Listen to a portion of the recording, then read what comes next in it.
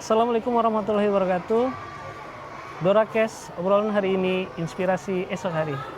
Alhamdulillah sahabat, pada pagi hari ini kita sedang berkunjung ke SDIT Lantabur, Kota Pagar Alam, di mana dalam hal ini kita dibersamai oleh Ustadz Epi.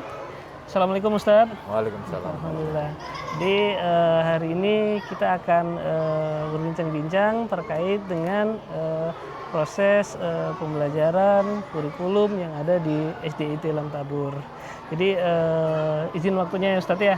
Jadi hari ini Ustadz kami ingin mendapatkan gambaran seperti apa proses pembelajaran di SDIT Lantabur ini, bahwasanya mengingat SDIT Lantabur ini merupakan salah satu SD yang memiliki banyak sekali program ya Ustadz ya, terkait dengan penguatan siswa dalam nuansa Islami seperti itu. Mungkin Ustadz bisa bercerita kepada kami terkait hal tersebut. Baik,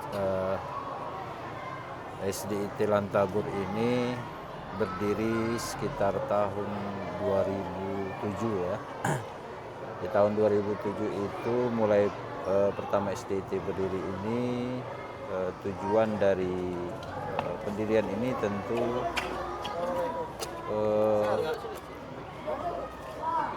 untuk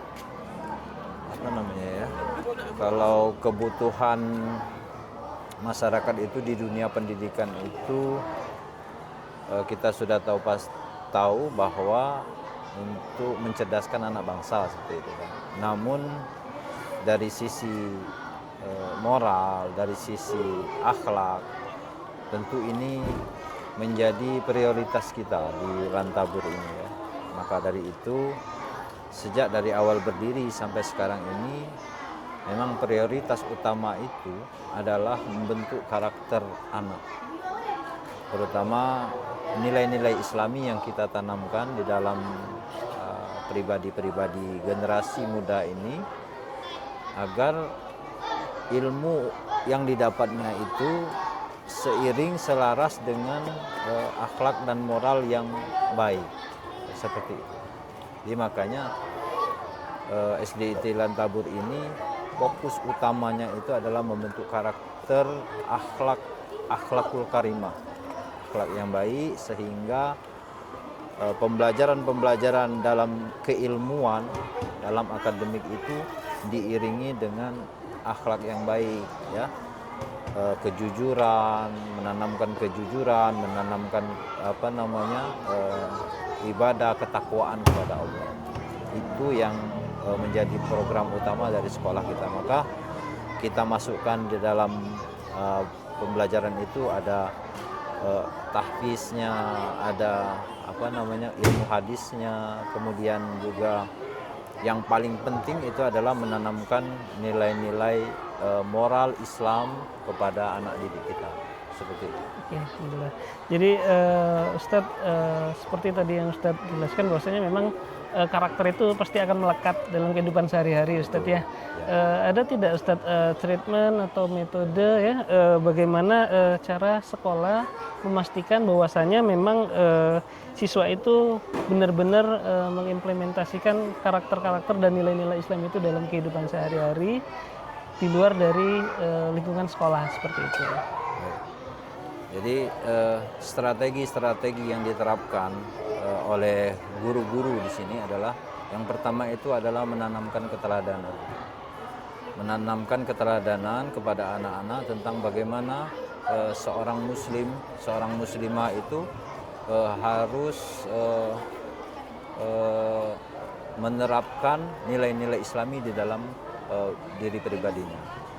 Kemudian juga kita di sekolah ini tentu dalam rangka untuk menanamkan karakter Islami itu memberikan pelajaran-pelajaran tentang Islam. Bagaimana cara beribadah, bagaimana cara bermuamalah, dan yang tidak kalah pentingnya kita harus bekerja sama dengan orang tua. Di sekolah kita itu ada taklim, setiap bulan insya Allah kita laksanakan taklim itu, dan di dalam taklim itulah kita memberikan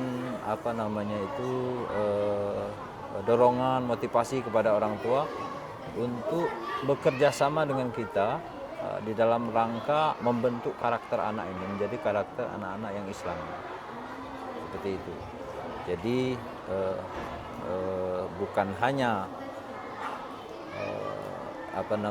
kerja dari guru-guru ya, tetapi juga kita berharap dan senantiasa memberikan motivasi kepada orang tua untuk bekerja sama dengan kita dalam rangka tadi menanamkan nilai Islami, dan anak-anak itu menjadi terbiasa di luar sekolah ini untuk bermuamalah, bergaul, bersosialisasi dengan lingkungannya, dengan keluarganya itu secara Islami. Oke, baik. Ustadz, jadi memang harus dipastikan juga peran serta dari orang tua, Ustadz ya, bahwasanya memang pendidikan ini tidak hanya berada di lingkungan sekolah, namun juga di lingkungan keluarga, ya, terutama orang tua ya, ayah dan ibu. Baik Ustadz, selanjutnya apakah ada Ustadz indikator-indikator yang memang sudah ditetapkan bahwasanya untuk memastikan ketercapaian dari implementasi akhlak karimah siswa-siswa tadi, Ustadz? Kalau untuk indikator itu selama ini kita memakai sistem monitoring yang manual ya, sifatnya manual, artinya kita ada buku komunikasi dan kita juga ada home visit ya. Home visit itu untuk mengetahui bagaimana anak-anak itu bergaul ya, kemudian beribadah, bermuamalah di lingkungan rumahnya. Ya, kita tanya langsung kepada orang tuanya, dan kemudian juga peran buku komunikasi ya, yang kami maksud secara manual tadi masih melalui tulisan seperti itu kan. Nah, jadi kita kontrol nanti buku komunikasi itu dikumpulkan kepada guru-gurunya, dan di situ ada para orang tua, mengetahui orang tua bahasanya anak ini sholat seperti itu kan, anak ini membantu orang tuanya. Nah, dalam bentuk itu yang sejauh ini yang kami laksanakan dalam rangka memonitoring ya, memonitoring perilaku, kemudian cara anak-anak bergaul ya di lingkungan keluarganya dan di lingkungan tempat tinggal. Ada tidak jadwal yang sudah ditetapkan Ustadz terkait dengan home visit maupun buku komunikasi tadi ya yang harus dikumpulkan? Kalau untuk jadwal itu sudah kita buat. Kalau home visit itu minimal berapa kali Ustaz? Satu kali dalam satu semester. Ya, kita wali kelasnya, guru kelasnya datang ke orang tua berkomunikasi. Kemudian untuk buku komunikasi itu tiap hari. Tiap hari anak-anak membawa bukunya pulang, kemudian dari segi ibadah, muamalah itu dicatat di buku komunikasi dan dikumpulkan dengan gurunya. Jadi setiap hari ada laporan seperti itu mengenai kegiatan anak-anak di rumah. Oke. Dan itu diparaf dengan orang tua ya, Ustadz ya. Oke. Untuk home visit tadi Ustadz, jika dilakukan selama satu semester satu kali, itu biasanya dilakukan di awal, di pertengahan atau di akhir untuk mengetahui implementasi di luar sekolah ini memang benar-benar terpenuhi seperti itu. Biasanya jadwal untuk home visit itu tidak ditentukan di awal, di tengah atau di akhir, karena dalam satu kelas itu kan ada lebih kurang 25 orang ya, sementara gurunya itu ada 2, ada 1 yang guru inti, itu tidak dijadwalkan. Jadi kemungkinan saja di dalam satu semester itu ada yang di awal dia kan, dan ada yang di pertengahan. Pokoknya dalam satu semester itu dimaksimalkan supaya seluruh anak-anak yang ada di dalam kelas itu telah dikunjungi oleh guru kelasnya ke rumahnya dan berkomunikasi dengan keluarganya, terutama dengan orang tuanya. Ya, Ustaz. Jadi kan kita melihat kondisi sekarang ini ya Ustaz ya, bahwasanya memang proses pembelajaran ini dari zaman ke zaman ini terus bertumbuh, apalagi terkait dengan perkembangan sebuah media, teknologi seperti itu Ustaz ya. termasuk dengan santri-santri yang berregenerasi. Bahwasanya sekarang ini apalagi ya, generasi milenial, generasi alfa seperti itu Ustadz ya. Anak-anak sekarang ini kan lebih cenderung aktif seperti itu Ustadz ya, apalagi di dalam proses pemanfaatan berbagai media, baik itu pemanfaatan teknologinya seperti itu. Apakah ada Ustadz metode khusus yang diberikan oleh guru-guru di sekolah untuk memberikan penguatan dan karakter nilai Islami itu, sehingga memang anak-anak di dalam proses pembelajarannya itu menjadi semakin menyenangkan gitu Ustaz? Saya kira mungkin Ustaz Rizal bisa jawab.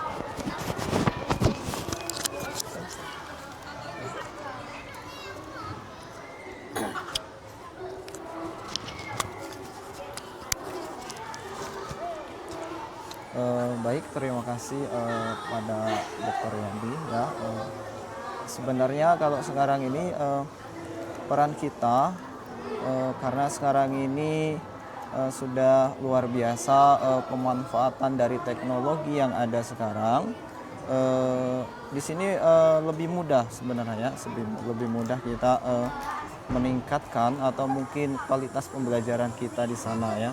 Di mana dengan peran teknologi ini yang pastinya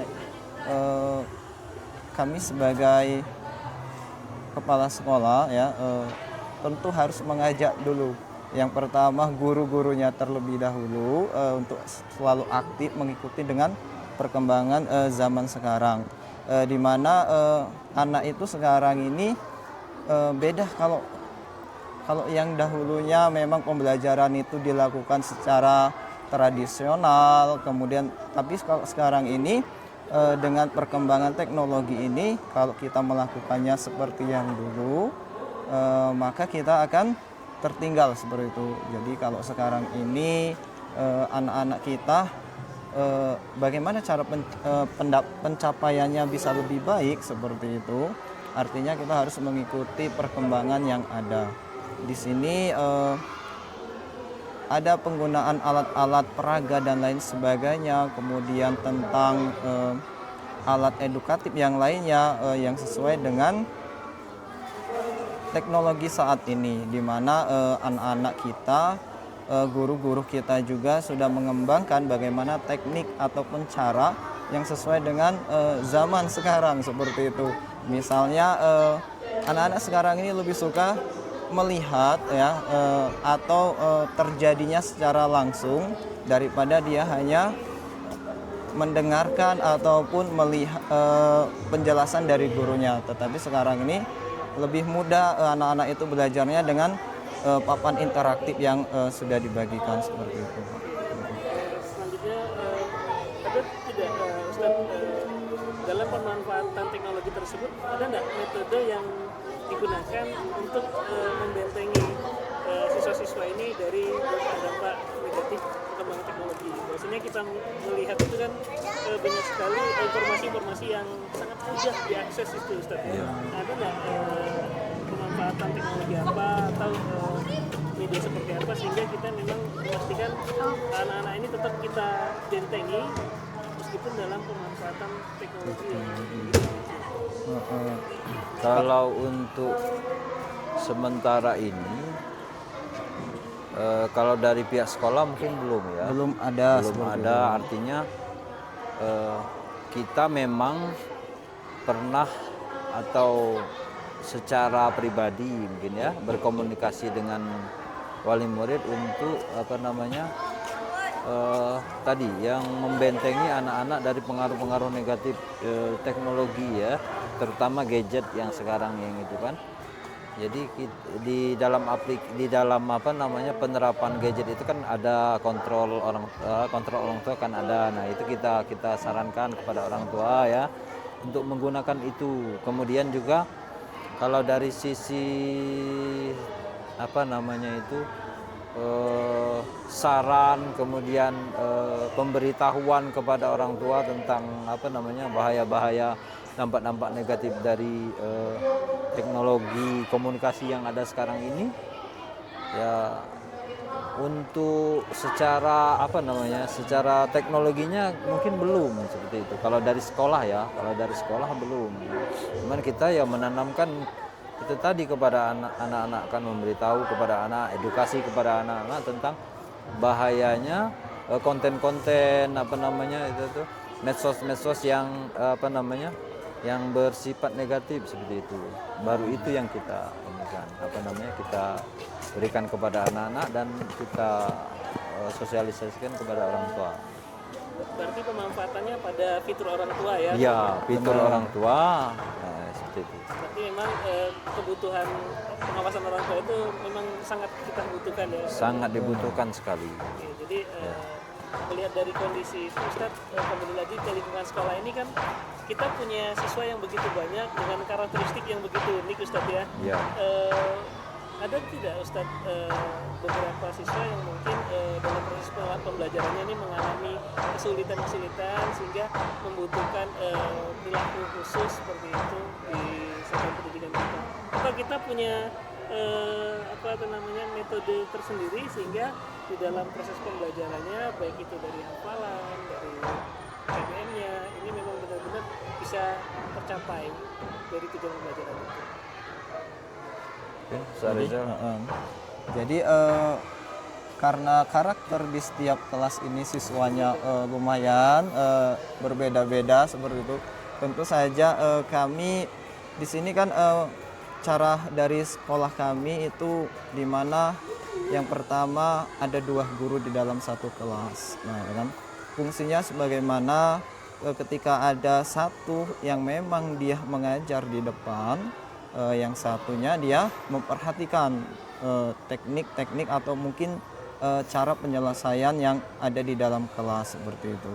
Kemudian lagi selain itu juga tentu saja koordinasi dengan orang tua ini harus tetap jalan seperti itu selama proses pembelajaran ini dilakukan, karena setiap siswa ini mempunyai karakter yang unik ya.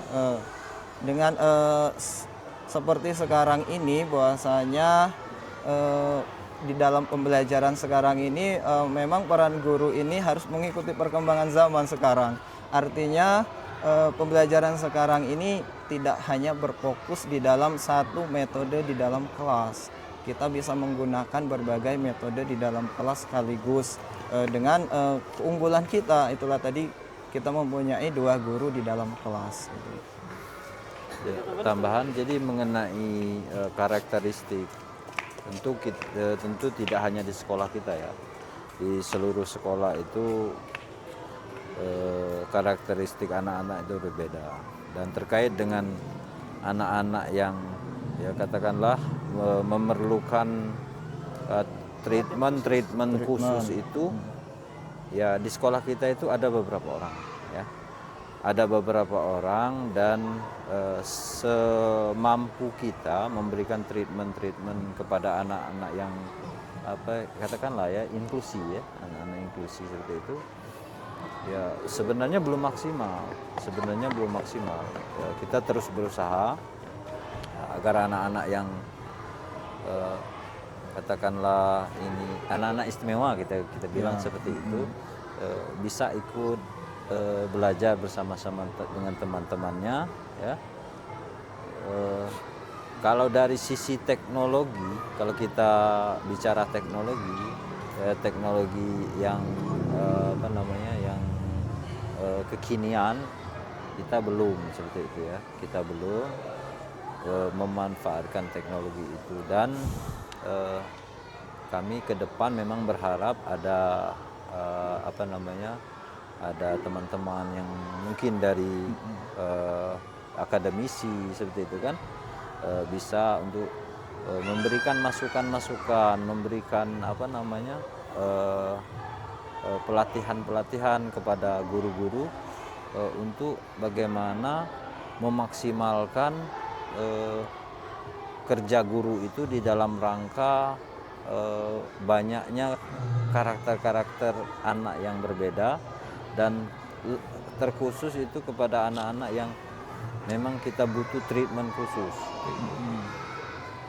Mungkin itu yang sementara ini. Berarti memang luar biasa ya Ustaz ya, kalau saya mendengar biasanya di satu kelas itu ada 2 ustazah ya atau 2 guru di dalam Iya. kelas. Berarti dari setiap perkembangan siswa itu diperhatikan baik dari sisi psikomotoriknya, kognitifnya, bahkan Iya. keafektifnya Ustaz ya. Nah, kondisi demikianlah yang membuat bahwasanya siswa kita ini menjadi lebih aktif dan lebih diperhatikan dalam proses pembelajarannya Ustaz ya. Nah, kondisi tersebut Ustaz mengingat bahwasanya kita ini kan SDIT nih Ustaz ya. Berarti tidak terlepas dari beberapa hafalan-hafalan yang memang menjadi program ya Ustaz ya. Betul, Program betul. bagaimana Ustadz yang dilakukan oleh Ustadz dan Ustazahnya adalah memberikan proses hafalan-hafalan itu sehingga anak-anak ini tidak merasa itu menjadi sebuah tugas, melainkan itu menjadi salah satu kondisi yang memang harus mereka miliki ya, terkait dengan hafalan-hafalan Quran. Ya. Kalau untuk dari sisi hafalan, ya berbagai macam metode, berbagai macam cara sudah mulai kita ini kan kita praktekkan. Jadi tadi benar bahwa hafalan itu baik itu hafalan Al-Quran maupun hafalan hadis, doa-doa, ya, bacaan-bacaan dalam sholat dan lain sebagainya itu kita berharap anak-anak itu bukan menjadi beban bagi dia kan, tetapi menjadi sebuah pembelajaran yang menyenangkan seperti itu kan. Itulah yang sekarang kami usahakan ya. Sekarang kami usahakan dan alhamdulillah pada hari ini ada sosialisasi aplikasi Simota ya. Dalam aplikasi Simota itu mungkin akan sangat membantu kami ya di dalam pembelajaran hafalan seperti itu, terutama tahfiz ya, agar bisa nanti bekerja sama lebih intens lagi dengan orang tua di dalam pembelajaran tahfiz itu. Yang sementara ini cuman kita melalui buku komunikasi, melalui grup-grup WA seperti itu kan.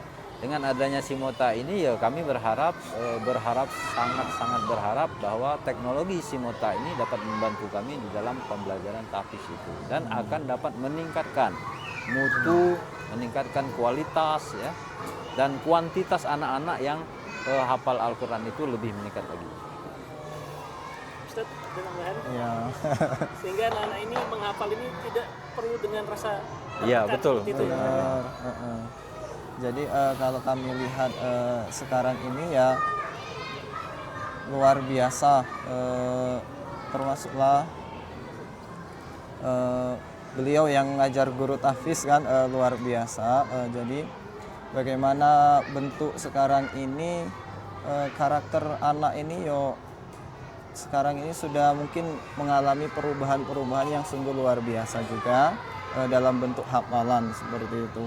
Di mana hafalan anak ini kalau semakin kemajuan teknologi ini maka tuntutan kita itu jauh semakin lebih besar dari sebelumnya dibanding dengan tahun-tahun sebelumnya, karena teknologi ini sudah luar biasa perkembangannya seperti itu kan, di mana anak-anak sekarang ini sudah mulai artinya mereka sudah mulai meninggalkan kalau mungkin cara pengajaran kita yang lama itu sudah mulai tertinggal seperti itu, sehingga memang apa yang dikatakan oleh Ustadz Epi tadi memang harus benar-benar ada suatu aplikasi sehingga mungkin bisa mengajak anak-anak itu tadi seperti aplikasi Simota ini mungkin ya yang bisa menjadi rujukan kita untuk menambah hafalan anak-anak kembali. Ya, tentu saja hafalan ini luar biasa seperti itu. Kami sebagai guru saja, apalagi nanti sebagai guru tahfiznya itu sungguh luar biasa untuk mengajar hafalan anak-anak kita yang sekarang ini. Jadi ketika ada Simota ini ya, yaitu kami sangat berharap bahwa yang selama ini kita mungkin dikatakan mengajar secara tradisional. Nah, dengan adanya Simota ini mungkin kita akan lebih lebih maju lagi seperti itu kan, lebih lebih maju lagi dalam sisi teknologi, dan kami sangat berharap di dalam fitur-fitur di dalam aplikasi Simota itu juga dapat membantu guru-guru ya, guru-guru hafalan Al-Quran ini di dalam meningkatkan hafalan anak itu, dan juga tentu kebahagiaan orang tua ya, kebahagiaan orang tua kalau selama ini itu secara manual ya, secara tradisional mungkin kan di dalam memonitoring hafalan anak ini, dengan adanya Simota ini akan lebih memperkenalkan teknologi komunikasi di dalam pembelajaran di sekolah, terutama belajar tahfiz. Kami sangat berharap. Jadi memang kalau dilihat Ustaz ya, menghafal itu adalah pembelajaran yang sangat menantang seperti itu Ustaz ya. Tapi setelah mendapatkan hafalan itu, yang paling penting itu bagaimana menjaga konsistensi dari hafalan itu, termasuk murojaahnya Ustaz ya. Ada enggak Ustaz perlakuan-perlakuan yang diberikan untuk siswa sehingga hafalan-hafalan mereka itu tetap hadir ya di dalam pikiran mereka, di dalam hati mereka, seperti itu. Kalau untuk di sekolah kita setiap hari, walaupun dia bukan guru tahfiz ya, walaupun dia guru pelajaran umum lah ya misalnya, itu masih kita tetapkan kepada guru-guru itu untuk membimbing anak-anak murojaah juga ya. Misalnya ketika memulai satu pelajaran itu diawali dengan murojaah beberapa ayat, itu untuk di sekolah. Dan kemudian di dalam pembelajaran tahfiznya juga seperti itu. Sebelum kita memasuki materi hafalan selanjutnya, itu hafalan-hafalan yang sudah lama, sudah mereka hafalkan materinya, itu kita ulangi. Dan untuk yang di rumah, itu ya kita melalui buku itu tadi, buku komunikasi. Kemudian kita mungkin grup WhatsApp kan, meminta kepada orang tua untuk membimbing atau memonitoring anaknya untuk murojaah seperti itu, agar menjaga hafalannya. Tentu kita sama-sama tahu bahwa hafalan Al-Quran itu ketika sudah hafal dan tidak diulang, tidak murojaah, tentu dia akan cepat hilang. Nah, itu yang sementara ini yang dilakukan. Ya, di sini ketika menghafal itu ya, menghafal itu mungkin lebih mudah daripada menjaga seperti itu ya. Peranan guru di sini luar biasa ketika dia menjaga hafalannya seperti itu ya. Apa yang dikatakan oleh Ustaz itu tadi ya, salah satunya di setiap pergantian jam pembelajaran itu kita harus melakukan setiap walaupun dia bukan mengajar hafalan tahfiz dan lain sebagainya, maka di sini diwajibkan guru kelas untuk selalu merojaah ketika di pergantian jam pembelajaran setiap harinya. Kalau di dalam kelas itu ada 4 kali, berarti melakukan merojaah di dalam satu harinya. Selain itu juga mungkin yang kami dapat lakukan itu ketika pagi-pagi sebelum melaksanakan sholat duha, dia harus merojaah juga. Kemudian sebelum melakukan sholat zuhur juga dia harus tetap merojaah juga. Berarti ada 6 kali di dalam sehari ketika dia belajar di sekolah ini. Ditambah lagi yang sangat luar biasa itu mungkin peranan kita harus menjaganya dengan cara komunikasi dengan orang tuanya. Ya itu tadi melalui pesan WA, kemudian buku komunikasi. Tentu saja anak-anak itu diberikan tugas untuk selalu merojaah di rumah seperti itu. Sejauh ini itulah yang memang dilakukan di sekolah ini. Oke, yang terakhir ini Ustaz, apa sih harapan terbesar dari SD Itilan Tabur dengan penguatan nilai Islami dan karakter Islami yang luar biasa ini ke depannya? Ya, harapan kami tentu yang pertama dukungan dari masyarakat seperti itu kan, terutama orang tua ya, di dalam kita mendidik anak-anak ini tidak terlepas daripada komponen-komponen di luar sekolah gitu kan. Dikatakan bahwa komponen keberhasilan suatu pendidikan itu tentu ada beberapa faktor ya. Yang pertama itu adalah faktor pendukungnya dari sekolah, dari institusi tempat anak itu sekolah, kemudian juga peran orang tua, lingkungan, dan tidak kalah lagi memang ya secara apa namanya itu ya, memang itu harus dilakukan itu pemerintah mesti mendukung bagaimana supaya pendidikan itu lebih baik lagi ya. Kalau untuk kami di sekolah SDIT Lantabur ini ya sama seperti sekolah-sekolah lain ya, harapannya seperti itu. Dan tidak kalah pentingnya kami berharap kepada mungkin para Pak Dr. Yadi, Pak Dr. Evan dan teman-teman itu untuk dapat berkontribusi sama-sama kita membuat suatu amal, ya katakanlah amal jariah ya di dalam pendidikan, terutama pendidikan Al-Quran misalnya kan, tahfiz seperti itu kan, dengan upaya-upaya teknologi seperti itu kan, seperti yang sekarang ini yang kita sedang ini kan, untuk Simota ini.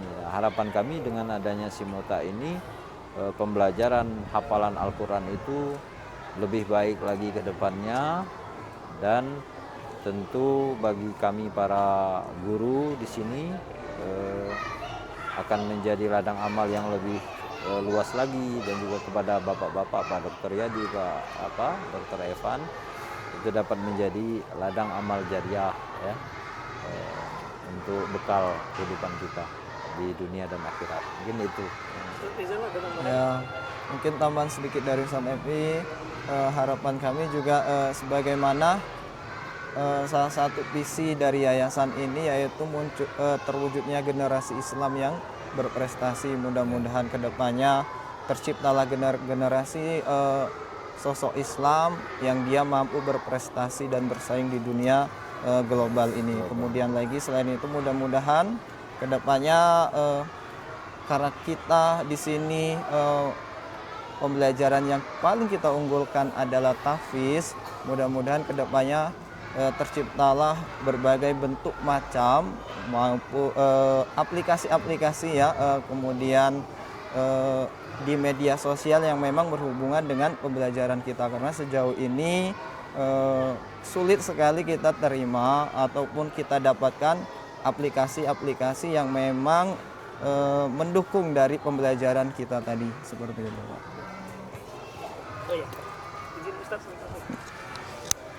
Jadi alhamdulillah ya Ustadz ya, bahwasanya memang keinginan kita di masa depan itu mungkin 10 atau 20 tahun lagi SDIT Lantabur ini bisa menciptakan ya Ustadz ya, pemimpin-pemimpin yang luar biasa, yang memiliki akhlak yang mulia, memiliki karakteristik yang kuat seperti itu ya Ustadz ya, seperti pemimpin-pemimpin kita ya di Islam pada umumnya, tingkat kejujurannya tinggi, daya juangnya tinggi seperti itu Ustadz ya. Jadi oleh sebab itu memang penguatan karakter itu harus dimulai dari sekarang, dan semoga 15-20 tahun ke depan akan banyak pemimpin-pemimpin kita yang memiliki karakter, akhlak yang baik ya, dan insya Allah semoga saja banyak dari alumni-alumni SDIT Lantabur yang menjadi pemimpin ya Ustadz ya. Amin, amin, amin. Jadi sahabat Darakes, pada pagi hari ini SDIT Lantabur mewujudkan generasi Islam berprestasi, mewujudkan generasi Islam yang berprestasi. Jadi demikianlah diskusi kita bersama Ustadz Evi dan Ustadz Rizal dari SDIT Lantabur. Ngobrol hari ini, inspirasi esok hari. Assalamualaikum warahmatullahi wabarakatuh. Waalaikumsalam. Sudah panas.